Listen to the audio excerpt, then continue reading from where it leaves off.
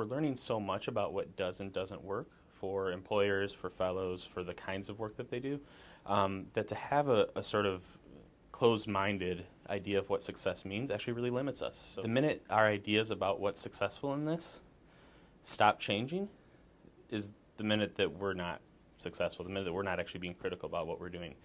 Even outside of us, all the other things that are happening in Detroit are changing so quickly. One of my initial sort of assumptions that I thought a lot of us shared was that the idea of success might revolve around the organizations where fellows work retaining the fellow after the fellowship, that was really important to us. And what I learned is that may be important for some fellows in some organizations, but that it's actually way more nuanced.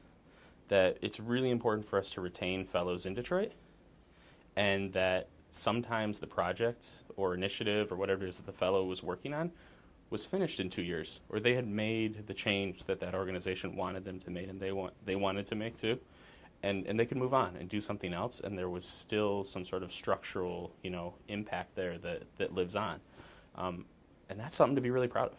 And then they can go and do something somewhere else. The idea that you have to be in an organization for the long term is just one way of looking at it. And for some people, that is success. And even deeper than that, we had 29 fellows in our first cohort. Right off the bat, 6 left Detroit. And initially that scared me. It really scared me. I was like, oh, that does not look good.